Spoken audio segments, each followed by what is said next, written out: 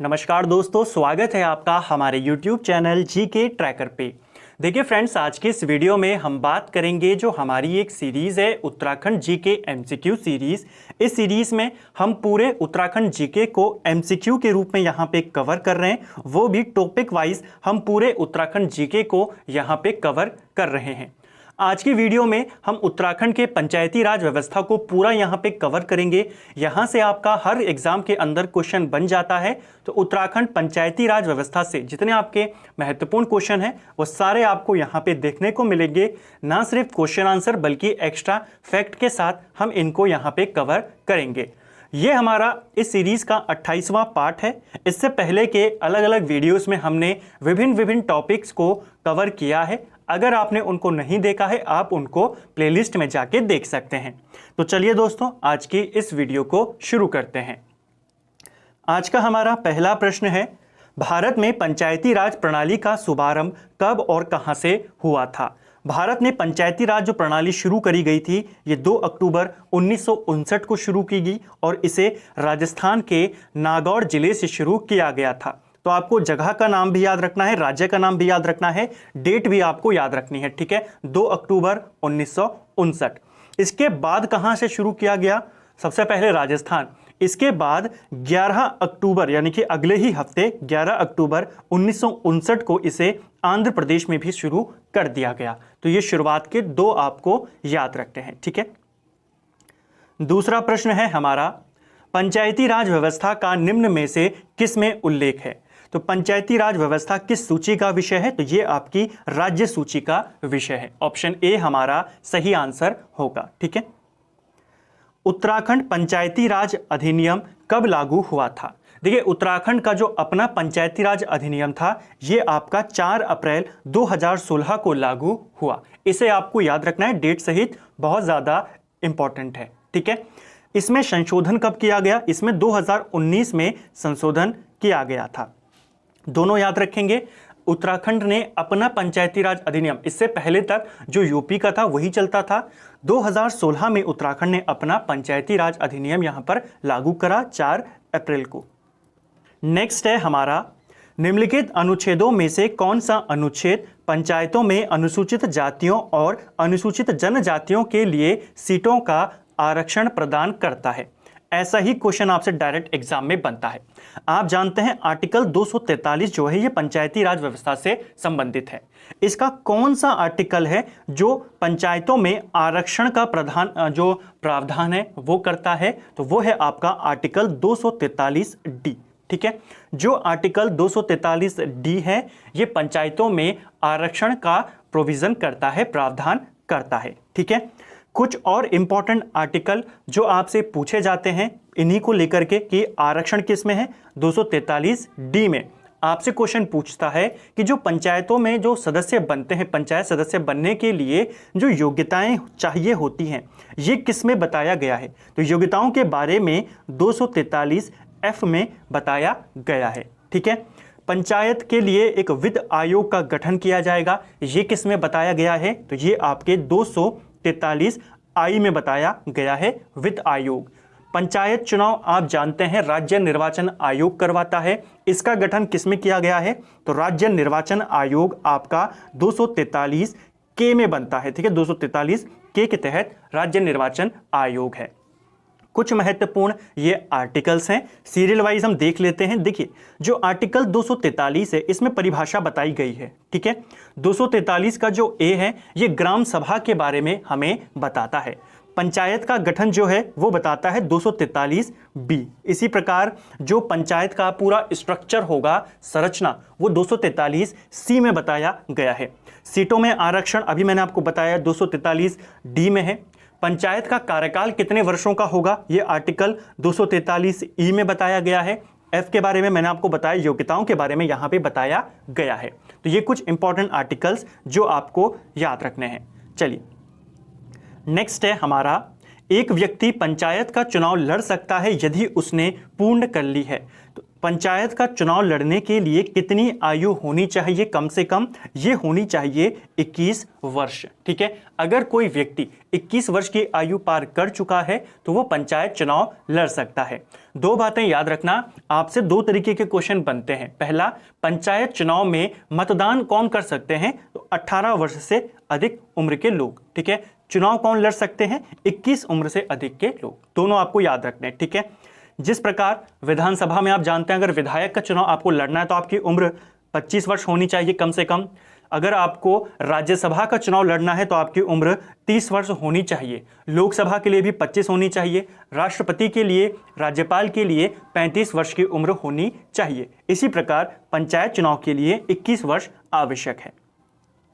Next है, उत्तराखंड पंचायती राज में महिलाओं के लिए आरक्षित स्थानों का प्रतिशत कितना है? देखिए, उत्तराखंड में पहले महिलाओं के लिए 33% आरक्षण था। कितना प्रतिशत आरक्षण था? 33%। लेकिन मार्च 2008 में इसको बढ़ाकर कितना कर दिया गया? 50% इसको कर दिया गया। तो इसे आपको याद रखना है कि उत्तराखंड में पंचायती राज में महिलाओं के लिए 50% का आरक्षण यहां पर किया गया है। कब किया गया था? 2008 में। और उस समय मुख्यमंत्री कौन थे? तो भुवन चंद खंडूरी उस समय उत्तराखंड के मुख्यमंत्री थे। ठीक है, इनको याद रखेंगे। चलिए, नेक्स्ट है हमारा, उत्तराखंड के पश्चात किस वर्ष राज्य के सरकार ने पंचायती राज व्यवस्था में कुछ परिवर्तन कर इसे त्रिस्तरीय बनाने का निर्णय लिया था?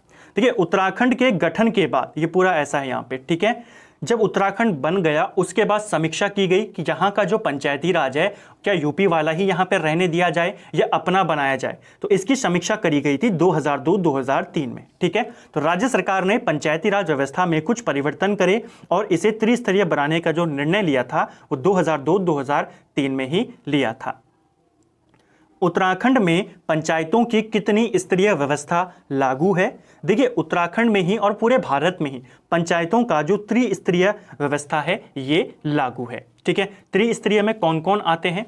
सबसे टॉप में कौन आता है? सबसे ऊपर आता है जिला स्तर पर जिला पंचायत। ठीक है, फिर आपका ब्लॉक स्तर पे आता है, ब्लॉक स्तर पे आपका क्षेत्र पंचायत आता है। ठीक है, ये ब्लॉक स्तर पे होता है। और फिर ग्रामीण स्तर पर ग्राम पंचायत होती है। तो जिला स्तर, ब्लॉक स्तर और ग्राम स्तर। ठीक है, तो त्रिस्तरीय है पंचायत व्यवस्था पूरे भारत में और उत्तराखंड में। जो ये पंचायतों की त्रिस्तरीय व्यवस्था है ये किसकी सिफारिश पर करी गई थी? तो आप सभी जानते हैं जिनको भारत में पंचायती राज का वास्तुकार कहा जाता है, बलवंत राय मेहता, उनकी सिफारिश पर जो त्रिस्तरीय व्यवस्था है इसको लागू किया गया था। ठीक है, दो क्वेश्चन आपसे और बनते हैं। पहला, पंचायती राज जो ये व्यवस्था है पूरा का पूरा ये किस सिद्धांत पर आधारित है? तो ये सत्ता के विकेंद्रीकरण पर आधारित है, इसे भी याद रखेंगे। और दूसरा जो भी मैंने आपको बताया, भारत में पंचायती राज का वास्तुकार किसको कहते हैं? तो बलवंत राय मेहता को कहते हैं। बलवंत राय मेहता की समिति जो थी इनका गठन 1957 में होता है और 1957 में ही ये अपना जो रिपोर्ट होती है ये सबमिट करते हैं। भारत में त्रिस्तरीय व्यवस्था कब से लागू है? तो 1961 में इसको लागू कर दिया गया था। निम्न में से कौन सी समिति भारत में पंचायत राज व्यवस्था से संबंधित नहीं है? पंचायत राज को लेकर अलग अलग समय में अलग अलग समितियों का गठन किया गया। इनमें से कौन सी समिति है जिसका गठन पंचायत से संबंधित नहीं है? सही आंसर है दिनेश गोस्वामी समिति इससे संबंधित नहीं है। LM सिंघवी समिति ये भी पंचायत से संबंधित है। थुंगन समिति, अशोक मेहता समिति ये सब आपकी पंचायती राज सिस्टम से संबंधित हैं। एक बार जल्दी से सारी जो समितियां बनाई गई थी उनके बारे में बात कर लेते हैं। सबसे पहले आप जानते हैं बलवंत राय मेहता समिति आई थी। ठीक है, कब आई थी ये? 1957 में। फिर आती है अशोक मेहता समिति, ये आती है आपकी 1977 में। ठीक है, कहीं कहीं पर 74 भी इसका दिखा है लेकिन 77 इसका सही है। अशोक मेहता समिति थी। इसके बाद एक और समिति आती है GVK राव समिति, ये 1985 में आती है। ठीक है, फिर आती है LM सिंघवी समिति। ठीक है, LM सिंघवी समिति ये आपके 1986 में आती है। ठीक है, LM सिंघवी समिति बहुत इंपॉर्टेंट है। इसी समिति ने सिफारिश करी थी कि पंचायतों को संवैधानिक दर्जा देना चाहिए। ठीक है, कब बनी? 1986। इसके बाद बनी थुंगन समिति, ये 1988 में बनी, और एक और समिति बनी थी 1988 में जिसका नाम था वी.एन. गाडगिल समिति। तो ये साथ साथ में आप एक्स्ट्रा फैक्ट को लिखते हुए जरूर चलें, आपके प्रॉपर नोट्स भी बनते रहेंगे। निम्नलिखित में से किस समिति आयोग ने न्याय पंचायतों के गठन की सिफारिश करी थी? देखिए, न्याय पंचायतों की गठन की सिफारिश अशोक मेहता समिति के द्वारा करी गई थी। ऑप्शन सी हमारा राइट आंसर होगा। अशोक मेहता समिति ने कुछ इंपॉर्टेंट यहां पर सिफारिशें करी थी जो इंपॉर्टेंट हैं। क्या सिफारिश करी थी इन्होंने? देखिए, बलवंत राय मेहता ने कहा था कि पंचायतों का जो सिस्टम होना चाहिए वो 3 स्तर पर होना चाहिए। ग्राम स्तर पर ग्राम पंचायत, क्षेत्र स्तर पर क्षेत्र पंचायत, ठीक है, ब्लॉक स्तर पे, और जिला स्तर पर जिला पंचायत। लेकिन अशोक मेहता समिति ने कहा कि पंचायती राज जो ये सिस्टम है इसे 2 स्तर का बनाना चाहिए। ब्लॉक स्तर पर आप मंडल पंचायत बना दीजिए और जिला स्तर पर आप जिला पंचायत बना दीजिए। तो ये किसने कहा था? अशोक मेहता ने कहा था, ठीक है। इनके अलावा इन्होंने न्याय पंचायतों के गठन की सिफारिश भी करी थी। अशोक मेहता समिति 1977 में बनी थी, 1978 में इसने अपनी रिपोर्ट सबमिट करी थी, ठीक है। वर्तमान में उत्तराखंड में न्याय पंचायतों की संख्या कितनी है? तो इनकी संख्या है 670। किस संवैधानिक संशोधन द्वारा ग्रामीण स्थानीय शासन को संवैधानिक दर्जा दिया गया था? जो ग्रामीण स्थानीय शासन है यानी पंचायती राज की बात हो रही है, इसे संवैधानिक दर्जा जो 73वां संविधान संशोधन था इसके तहत दिया गया था, ठीक है। इसी संविधान संशोधन के तहत हमारे संविधान में 11वीं अनुसूची जोड़ी गई। 11वीं अनुसूची पंचायती राज सिस्टम से संबंधित है। ये जो संशोधन था या जो अधिनियम आया था 73वां संविधान संशोधन, ये आपका 1992 में पारित हो गया था, संसद थे। 1993 से इसको लागू कर दिया गया, ठीक है। लागू कब हुआ? ये पूरा जो अधिनियम था पंचायती राज अधिनियम का, ठीक है, 73वां संविधान संशोधन 24 अप्रैल 1993। इसीलिए 24 अप्रैल को भारत में पंचायती राज दिवस भी मनाया जाता है, ठीक है।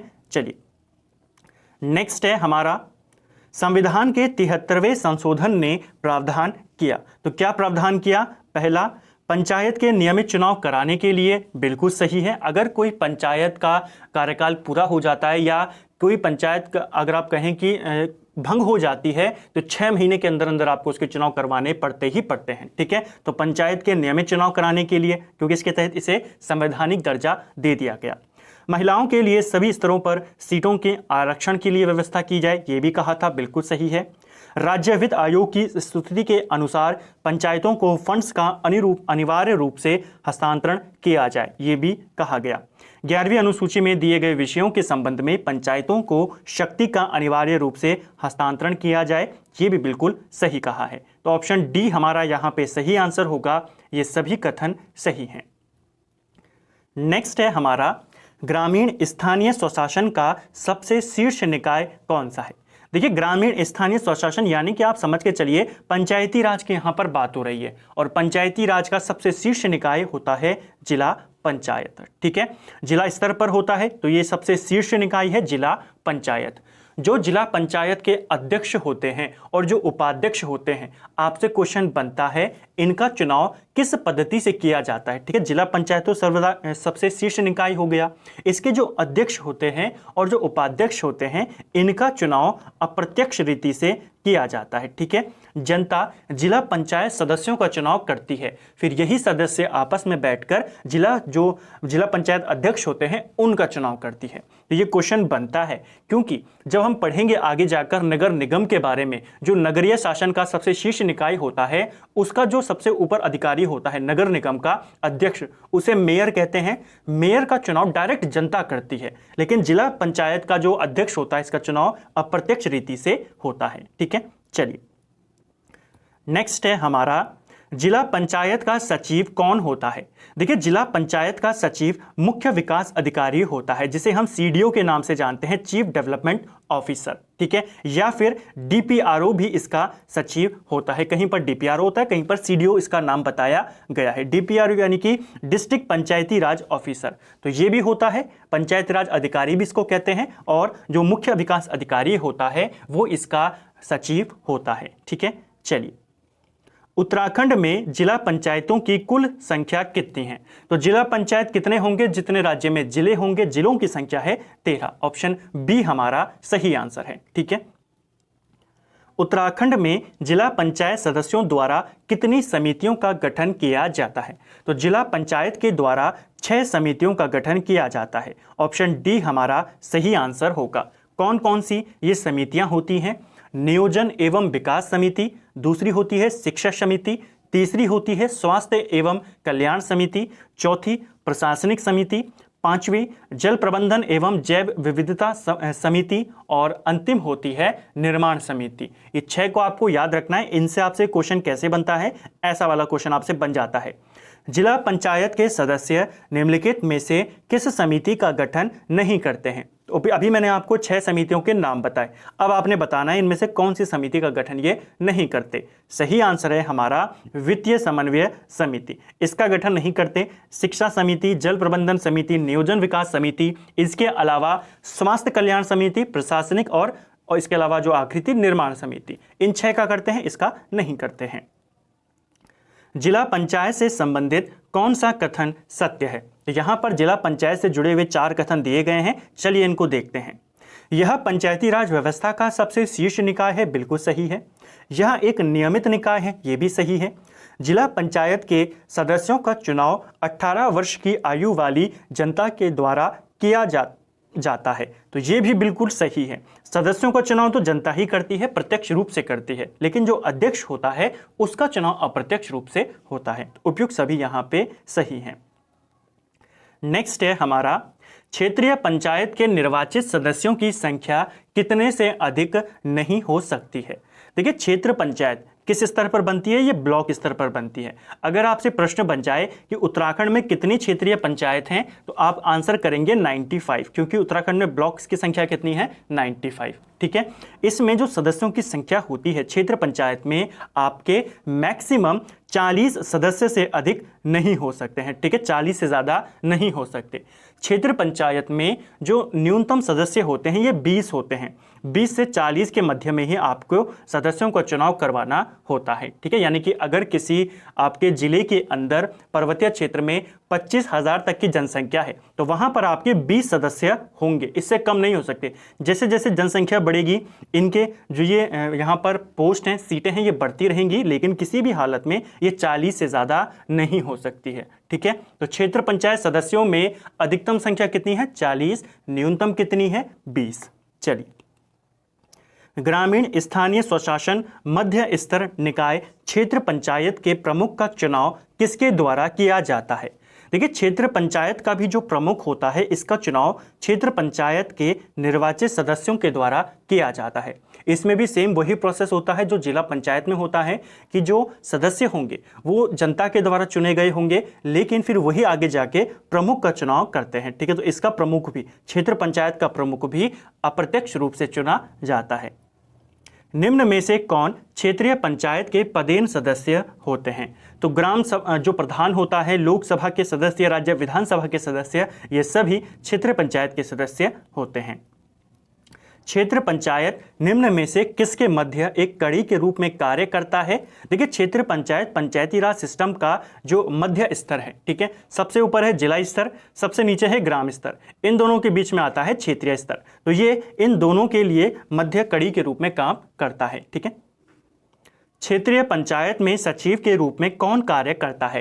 तो क्षेत्र पंचायत का सचिव कौन होता है? इसका सचिव होता है प्रखंड अधिकारी, यानी कि ब्लॉक डेवलपमेंट ऑफिसर। क्योंकि क्षेत्र पंचायत ब्लॉक स्तर पर होती है, तो जो बीडीओ होता है, ठीक है, वीडियो अलग है, ये वाला वीडियो अलग है, ये ग्राम पंचायत का सचिव होता है। ठीक है, विलेज डेवलपमेंट ऑफिसर, ये ब्लॉक का है, ब्लॉक डेवलपमेंट ऑफिसर। ठीक है, तो इसका आपको याद रखना है, प्रखंड अधिकारी, जिसे हम वीडियो के नाम से जानते हैं।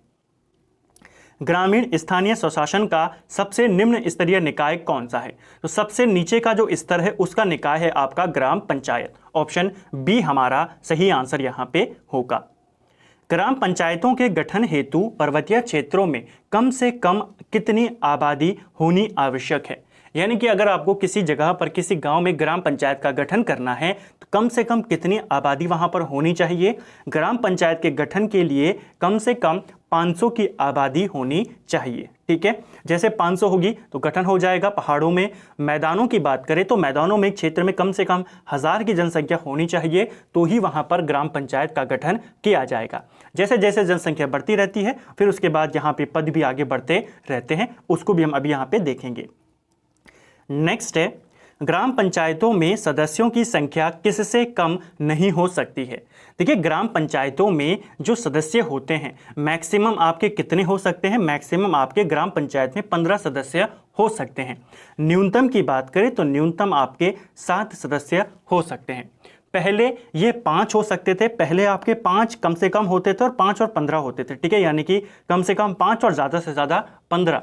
लेकिन जो उत्तराखंड का नया जो ये पंचायती राज अधिनियम आया है 2016 में, इसके तहत न्यूनतम संख्या कितनी है? 7, और अधिकतम उतनी ही है जितनी पहले थी, 15। तो आपको ये नया डाटा भी याद रखना है, लेकिन आपको 5 भी याद रखना है क्योंकि पहले 5 ही था, नॉर्मल 5 ही है, लेकिन नया डाटा क्या है? 7। कई बार ऐसे होता है कि आयोग पुराने डेटा पे प्रश्न को डाल देता है, तो अगर ऑप्शन में आपको 7 ना मिले तो आप 5 पे टिक करें, अदरवाइज आप 7 को ही लेकर चलेंगे।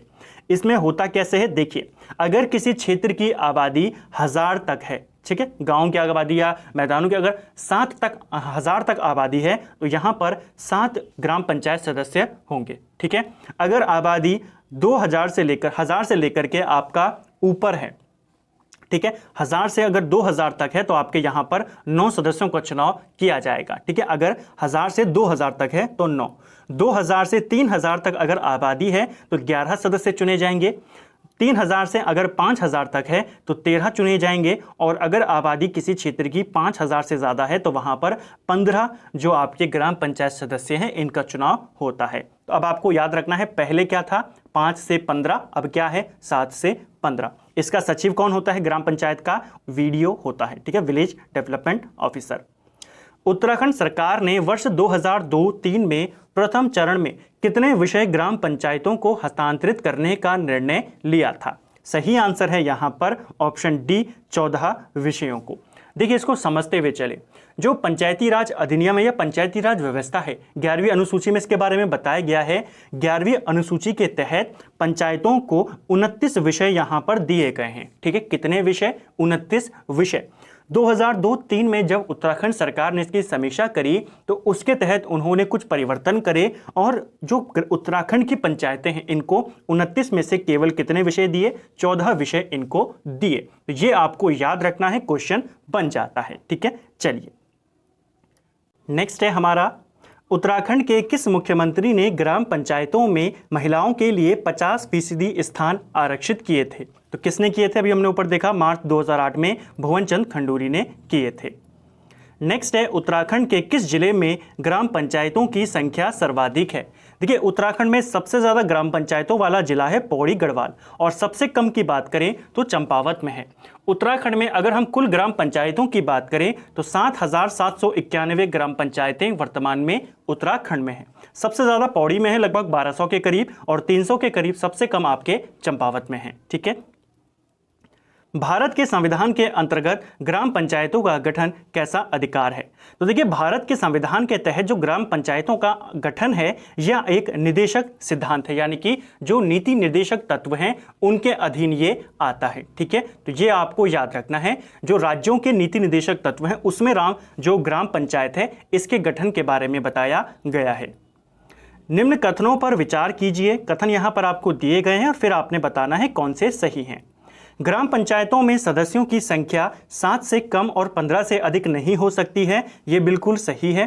ग्राम पंचायत के सदस्यों एवं पंचायत अध्यक्ष का चुनाव ग्राम सभा के 18 वर्ष या इससे अधिक आयु वाले नागरिकों के द्वारा किया जाता है, ये भी सही है। पंचायत सदस्य एवं ग्राम प्रधान उप प्रधान चुने जाने के लिए कम से कम 21 वर्ष की आयु होनी चाहिए, ये भी सही है। ग्राम सभा की प्रत्येक वर्ष 2 आम बैठकें होनी आवश्यक होती है, जिसकी अध्यक्षता ग्राम प्रधान करता है, ये भी बिल्कुल सही है। सभी स्टेटमेंट सही हैं। ठीक है, ऑप्शन डी। नेक्स्ट है, उत्तराखंड में नगरीय स्वायत्त शासन प्रणाली की शुरुआत कब हुई थी? ये क्वेश्चन पेपर में पूछा जा चुका है। उत्तराखंड के अंदर नगरीय स्वायत्त शासन प्रणाली की शुरुआत वर्ष 1916 में हुई थी। ठीक है, 1916 में ही एक अधिनियम बनता है, संयुक्त प्रांत टाउन एरिया अधिनियम, और इसी के तहत उत्तराखंड में भी नगरीय स्वायत्त शासन प्रणाली की शुरुआत हो जाती है। भारतीय नगरीय स्थानीय शासन को किस वर्ष संवैधानिक दर्जा प्रदान किया गया था? जैसे पंचायती राज सिस्टम के हमने ऊपर बात करी कि उसे संवैधानिक दर्जा 1993 में मिला, उसी प्रकार जो नगरीय स्थानीय शासन है यानी कि जो नगर निकाय हैं, इनको भी संवैधानिक दर्जा 1993 में ही मिला। उसके लिए 73वां संशोधन किया गया था पंचायती राज के लिए। नगरियों के लिए जो 74वां संशोधन था वो किया गया था। ठीक है, तो इसे भी आपको याद रखना है। 73वें संविधान संशोधन के द्वारा संविधान में जो 11वीं अनुसूची थी उसे जोड़ा गया।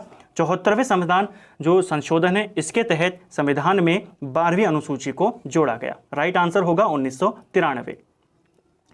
पहाड़ी भागों में नगर निगम की स्थापना के लिए कितनी जनसंख्या होना अनिवार्य है?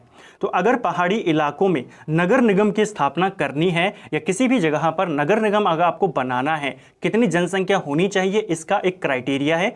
अगर आपको पहाड़ों पे बनाना है तो पहाड़ों में जनसंख्या 90,000 से ज़्यादा होनी चाहिए। मान लीजिए कोई हिल स्टेशन है जैसे मसूरी है, उसकी जनसंख्या अगर 90,000 से ज़्यादा पहुंच जाती है तो फिर वो नगर निगम बना दिया जाएगा।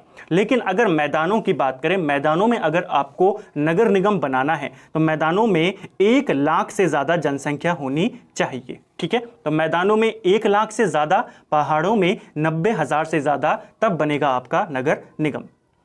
उत्तराखंड में नगर निगम का गठन कितनी जनसंख्या के आधार पर किया जाता है? अभी मैंने आपको बताया, यहाँ पर 1 लाख इसका आंसर हो जाएगा, क्योंकि मैदानों का क्राइटेरिया क्या है? मैदानों में अगर 1 लाख से अधिक की जनसंख्या है तो आपका नगर निगम बन जाएगा।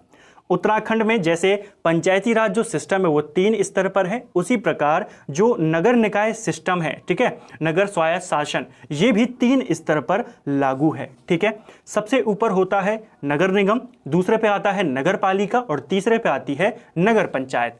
जो नगर पंचायत होती है, अगर किसी क्षेत्र की जनसंख्या 5 से 50,000 तक है तो वहां पर बनेगा आपका नगर पंचायत। अगर जनसंख्या 50,000 से 90,000 तक पहाड़ों में और 1 लाख तक मैदानों में है, यानी कि 50,000 से 1 लाख के बीच में है तो बनेगा नगर पालिका, और 1 लाख से ज़्यादा है तो बनेगा नगर निगम। ठीक है, चलिए, ये एज यहाँ पे जो जनसंख्या है ये पेपर में पूछा जाता है।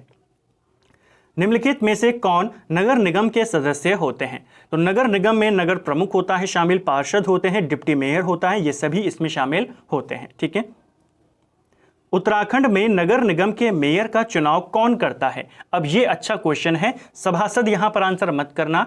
जो नगर निगम का मेयर होता है इसका चुनाव जनता के द्वारा प्रत्यक्ष रूप से चुना जाता है। सभासद भी जनता ही चुनती है, लेकिन जो मेयर होता है इसका भी डायरेक्टली चुनाव होता है, जनता ही यहां पर वोटिंग करती है। ठीक है, जो डिप्टी मेयर होता है उसका चुनाव इन सभासदों के द्वारा किया जाता है। उत्तराखंड में कितने नगरों में नगर निगम है? तो वर्तमान की अगर हम बात करें तो उत्तराखंड में 9 नगर निगम हैं। आपका कहां कहां पर है? देहरादून, हरिद्वार, रुड़की, कोटद्वार, ऋषिकेश, हल्द्वानी, रुद्रपुर, काशीपुर और श्रीनगर, इन 9 जगहों पर अभी वर्तमान में नगर निगम है। ठीक है, प्रथम नगर पालिका का गठन किस वर्ष मद्रास में किया गया था? तो जो भारत की पहली नगर पालिका बनाई गई थी वो मद्रास में बनाई गई और इसका गठन 1687 में हुआ था। ठीक है, नगर पालिका परिषद के अध्यक्ष का चुनाव किस प्रकार किया जाता है? तो नगर पालिका का जो अध्यक्ष होता है वो प्रत्यक्ष रूप से ही चुना जाता है। ठीक है, इसको ध्यान रखना है। नगर पालिका को भारतीय संविधान की 12वीं अनुसूची के अंतर्गत कितने विषयों पर कार्य करने का अधिकार प्राप्त है? तो ये इनको 18 विषय प्राप्त हैं। ठीक है, पंचायतों को कितने थे? 29 विषय। नगर निकायों को कितने हैं? 18 विषय। नगर पालिका परिषद के गठन हेतु पहाड़ी भागों में अनिवार्य जनसंख्या निर्धारित है। तो कितनी होनी चाहिए नगर पालिका के लिए? जो अधिकतम जनसंख्या है वो है आपकी 90,000 तक। जैसे मैंने ऊपर बताया, अगर 50,000 से 90,000 तक जनसंख्या होगी तो नगर पालिका बनेगा, 90,000 से ऊपर चला जाएगा तो नगर निगम, और 50,000 से नीचे आ जाएगा तो नगर पंचायत। ठीक है, अभी अगर हम बात करें वर्तमान में उत्तराखंड में कितनी नगर पालिकाएं हैं, तो वर्तमान में उत्तराखंड में 41 नगर पालिकाएं हैं। उत्तराखंड में नगर पालिका परिषदों की संख्या कितनी है? तो यह है आपकी 41। ऑप्शन सी इसका सही आंसर है। सबसे पुरानी कौन है? तो सबसे पुरानी आपकी मसूरी नगर पालिका है, जो कि 1842 में बनी थी। आयोग इसी को आंसर मानता है, आप इसी को याद रखेंगे। निम्नलिखित में से कौन से कार्य नगर पालिका के द्वारा किए जाते हैं? तो ये सभी कार्य कि आर्थिक रूप से सामाजिक विकास के लिए योजनाएं बनाना, पिछड़े वर्ग के विकास के लिए कार्य करना, सड़क, प्रकाश, पेयजल, सीवरेज इनकी व्यवस्था करना, ये सब काम किसके हैं? नगर पालिका के। नगर पंचायत के गठन के लिए नगरों या कस्बों की न्यूनतम जनसंख्या कितनी होनी चाहिए? तो न्यूनतम जनसंख्या पूछी है 5,000 होनी चाहिए। 5,000 से 50,000 तक होगी तो नगर पंचायत, 50,000 से 1 लाख तक होगी तो नगर पालिका, और 1 लाख से अधिक होगी तो नगर निगम। उत्तराखंड में कुल कितनी नगर पंचायतें हैं? तो वर्तमान की अगर हम बात करते हैं तो वर्तमान में उत्तराखंड में आपकी 47 नगर पंचायतें हैं। ठीक है, ऑप्शन सी हमारा सही आंसर यहां पर होगा। उत्तराखंड में निम्नलिखित में से किस नगर पंचायत में सदस्य केवल मनोनीत किए जाते हैं, यानी कि यहां पर चुनाव नहीं होते हैं? तो यह हैं आपकी 3 नगर पंचायतें हैं, बद्रीनाथ नगर पंचायत, केदारनाथ और गंगोत्री। तो ये सभी क्या हैं? इन नगर पंचायतों में चुनाव नहीं होते हैं, यहां पर सदस्यों को मनोनीत किया जाता है। निम्न में से कौन सामान्य एवं राजस्व प्रशासन की तरह विकास प्रशासन के स्तर हैं? तो कौन सा है यहां पर? उपयुक्त सभी। राज्य स्तर, जिला स्तर, ब्लॉक स्तर, उपयुक्त सभी। किस वर्ष उत्तराखंड में वनों के प्रबंधन एवं नियंत्रण हेतु वन पंचायतों का गठन किया गया था? यह क्वेश्चन भी पेपर में पूछा जा चुका है कि उत्तराखंड में वन पंचायतों का गठन कब किया गया था सबसे पहले। उत्तराखंड में वन पंचायतों का गठन 1931 में किया गया था। तो इसे आपको याद रखना है, ये इंपॉर्टेंट क्वेश्चन है, पेपर में बना हुआ है। तो फ्रेंड्स, ये था हमारा उत्तराखंड जीके एमसीक्यू सीरीज का। आज हमने 28वां भाग यहाँ पे कवर किया। उत्तराखंड के पंचायती राज सिस्टम को लेकर हमने यहाँ पर एमसीक्यूज को कवर किया। बहुत इंपॉर्टेंट टॉपिक था, बहुत सारे क्वेश्चन यहाँ से आपके बनते हैं। उम्मीद करता हूँ अब सारे क्वेश्चन आपके यहाँ पे क्लियर हो गए होंगे। अगर आपको ये वीडियो पसंद आया है तो वीडियो को लाइक करें। अगर आप चैनल पे नए हैं, चैनल को सब्सक्राइब करें, अपने दोस्तों के साथ शेयर करें। वीडियो आपको कैसा लगा हमें कमेंट बॉक्स में ज़रूर बताएं, और कितने आपके यहाँ पर नोट्स बने हैं और कितने ज़्यादा क्वेश्चन आपको यहाँ पर मिले हैं। क्वेश्चन नंबर भले ही हमने 49 लिखे हैं, लेकिन एक्स्ट्रा फैक्ट के साथ आपके कितने क्वेश्चन बने हैं वो भी हमें कमेंट में ज़रूर बताएं। Thank you friends.